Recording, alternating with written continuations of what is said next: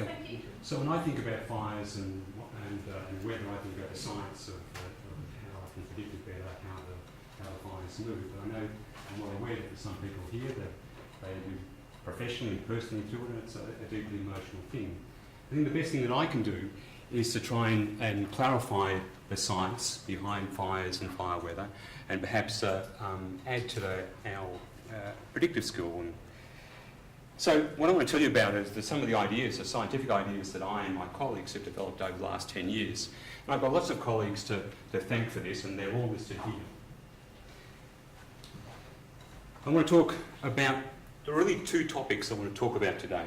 And the first is, what are the ingredients for catastrophic wildfires in southeastern Australia? And there are two main ones, rise big waves, extreme fronts, and I'll say what they are in a moment.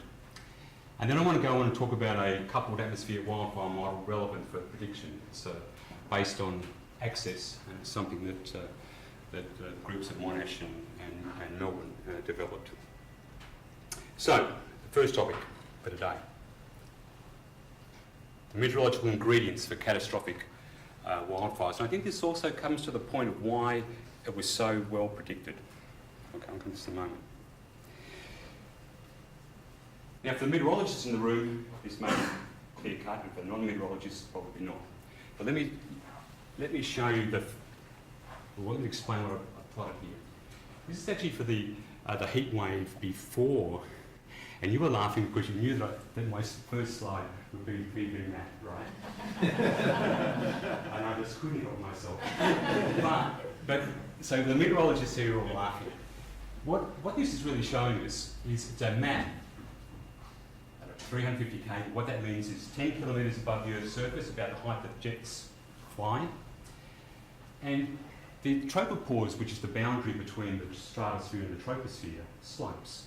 It's higher in the tropics and it's lower near the polar region. And Kevin Tolhurst told us that we need to think about the air above the surface. I think we need to think about the air near the tropopause, near the stratosphere. And this yellow stuff is stratospheric air, and the white stuff is tropospheric air. And this is the boundary. And it turns out, and the meteorologists here know why, it turns out that where you get this sort of overturning, stratospheric air going towards the pole, tropospheric air going towards the equator, this is where we get a big upper anticyclone, a big high, and this is where we get troughs at upper levels. This is the building blocks of fire weather.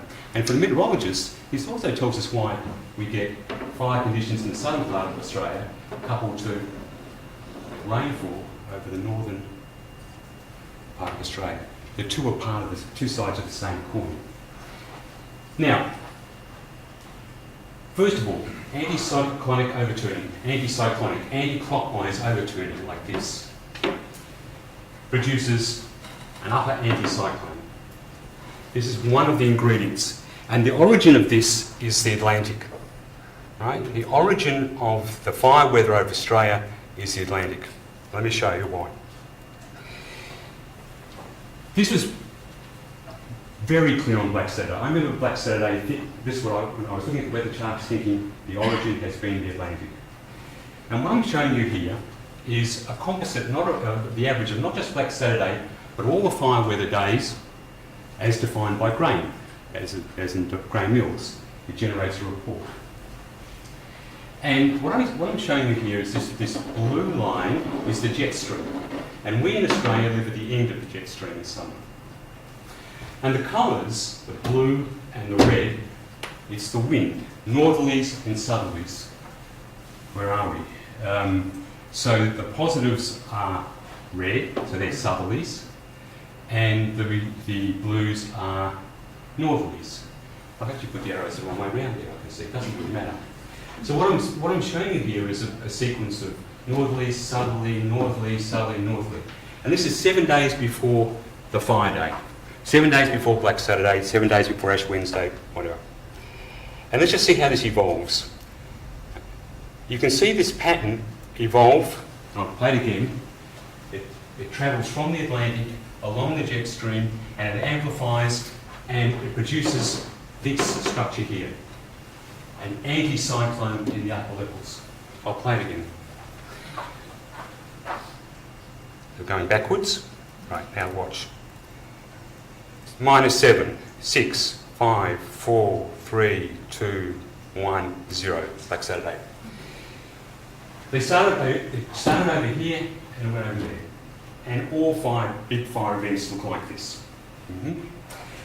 These are technically called Rossby waves, and we've known about them since the 50s. And this is why I think the models are so good at these, say, Black Saturday. It's because this structure propagating along the jet stream is something models do really well. What's more, if we look at all these fire weather days and we ask, do we get this overturning? So what I mean is this. Do we get this structure? We call it breaking because it looks like it's an overturn. Do we get this kind of structure? Well, if I count up all the occurrences of this breaking, this overturning, there's a big blob over southern Australia on all fire days. There it is. This is the frequency of this overturning, and it's much higher on fire days than any other days. Let's not worry about this. Let's forget about that for a moment. So, what have I shown here? So the first ingredient for extreme fire weather days are these waves that start in the Atlantic, they propagate along the jet stream, they amplify over southern Australia.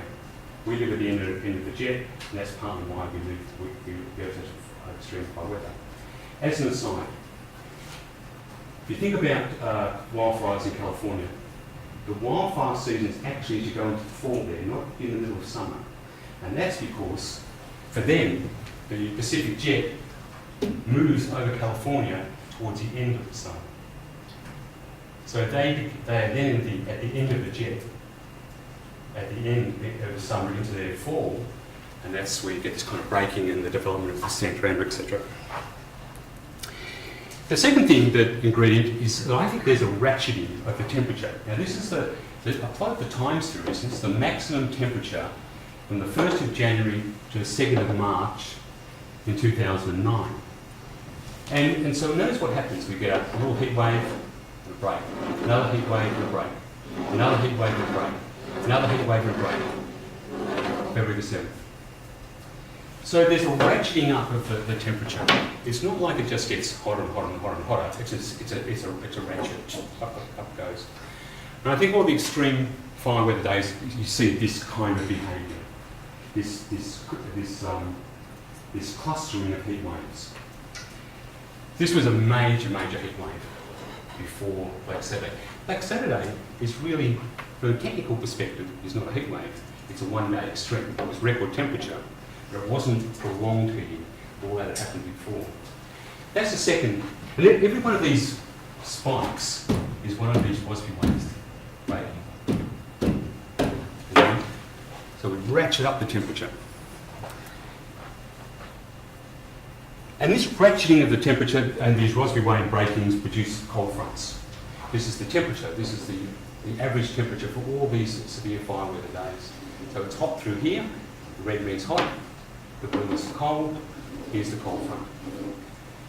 So this sequence of Rossby waves culminates in an extreme cold front. Okay. So those are the 3 ingredients. Rossby waves, breaking, the ratcheting up of the sequence of these breakings, and the extreme cold front. Here's the map, the synoptic map for the 7th of February at 4 in the afternoon. And these are Graham's already told us a bit about this anyway, but let me, at the risk of just repeating what Graham's told us. So what are the main features here? Well, of course, here's where we're talking about wildfires, with the bushfires. There's a blocking anticyclone, a big anticyclone over the Tasman. That's there because of what happened in upper levels, this wave breaking and production of the upper level anticyclone. That's why it's there. The cold front is not really the important cold front is not this one here, but the one that develops along the coast. The difference between the land and the the ocean, produces what is kind of like some exceptionally strong sea breeze. That cold, a very shallow, very strong cold front. We also know, and this is an aside, I won't go into details, that tropical cyclones are important for the development of heat waves. It's not a surprise, it's not a coincidence that there's a tropical cyclone here, but that's another story. Just as an aside also, this is a climatology of cold fronts over the whole of the globe. And this is for summer. And it says that we mostly get cold fronts here along storm tracks in the Southern Ocean, like this is the same, this is where they preferentially form, and in the storm tracks of the Northern Hemisphere, but let's just look at Southern Hemisphere. But we also get these localised cold fronts forming over Southern Australia and Western Australia. And this is what I'm talking about, that the heating of the land and the squeezing up of the temperature contours along the coast. And we get relatively few fronts in this region here. That's because as these develop, these weaken.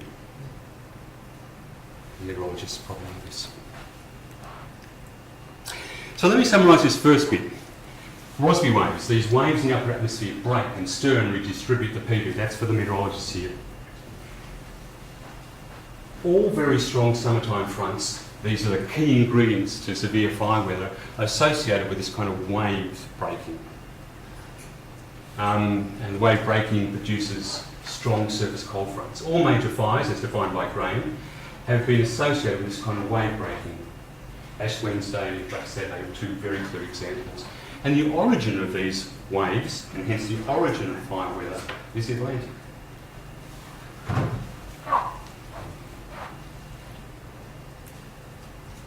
Very quick comment. So, that sets the scene. That's where the weather comes from.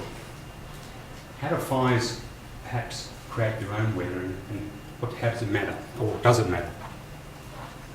So I want to tell you about a bit of work that was done by the groups at Monash in Melbourne. And the idea was to put a fire model, the MacArthur fire model, into a weather forecasting model.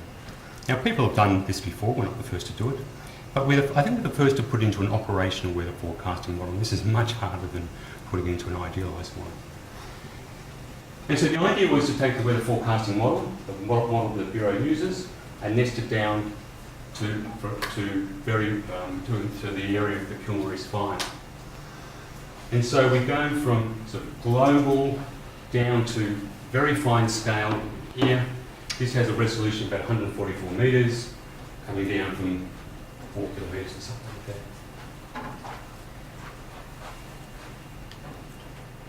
And the model, the forecast model, this is for Black Saturday. Notice, here I'm showing the picture of the PV picture again. Here's the breaking wave. The forecast model does exactly what I said it's going to do. The grey is this PV, and you can see the overturning. And this is the potential temperature at 850, and here's that coastal cold front. So here are the two ingredients on Black Saturday. This is what the model's getting a very good representation of these two ingredients. Oh, I was going to say we're going to put a fire into the forecast model, and one of my PhD students this is a simulation of the heating. David Kinnerborough, and this is the fire. This is the same resolution as an idealised representation of fire, but this is what it looks like on a scale of maybe a kilometre or so. This fire here. This is a model of a fire, just in a very simple model. We put this into the forecast model. And this is what we get. And Andrew Sullivan told us about the Kilmore East fire. And here we've started the fire there, you can see, and there's a spot. Let me stop and explain what we're doing here. So, this is the Kilmore East area. We've taken the winds from the forecast model with very fine resolution. We're using them to drive MacArthur. We're allowing the fire to feed back onto the atmosphere. These are the winds, we're in the northwesterlies. the outline shows us the fire perimeter. We're including spots. We're including spots where Andrew told us to include spots from his paper where the spots were observed. So we're not stochastically trying to introduce spots. We're lighting new fires where they're observed to be lit. Oops, sorry.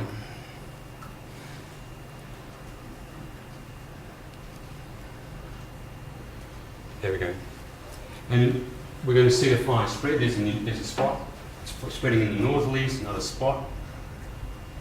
They'll start to merge eventually. You can see the fire running basically along the ridge here. More spots. It's merged up here. And then eventually the front will come through. Here it comes. And this whole flank here will start to be pushed towards me. Okay, so that's what the model does. That's what the access model does. This is the blue is the fire outline, the perimeter that we took from Andrew's paper, and the red is the final isochrone from the model. And it's fine enough.